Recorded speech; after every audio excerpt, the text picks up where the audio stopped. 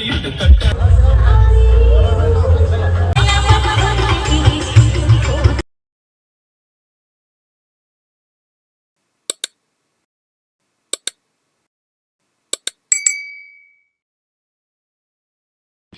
Everyone, কেমন আছো তোমরা সবাই? Welcome back to my channel মেঘনা স্টুডিও স্টাইলে তোমাদের সকলকে স্বাগত।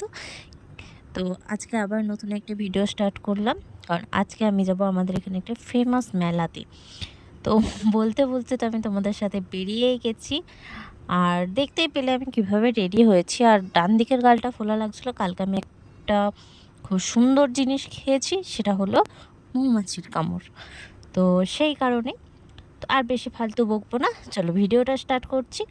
দেখো, এখানে আমি মেলা আসছি। আমাদের এখানকার মেলাটার নাম হলো শ্রী শ্রী বাঁকুড়া রায়ের কুরুচি মেলা। তো হয়তো অনেকেই নাম শুনে থাকবে, আবার অনেকেই হয়তো এই নামটা তাদের কাছে অজানা। আমি জানি সেটা। তো চলো দেখা যাক। এখানে একটা প্রোগ্রাম হচ্ছিল, একটা গানের প্রোগ্রাম। তো আমি কিছুটা দেখছিলাম আর তোমাদের সাথেও শেয়ার করলাম যে গানের প্রোগ্রামটা চেষ্টা করলাম, শেয়ার করলাম বলা ভুল, শেয়ার করার চেষ্টা করলাম, শেয়ার করা তো আর হয়নি। তো চলো আরও কিছু প্রোগ্রাম তোমাদের সাথে আমি শেয়ার অবশ্যই করব।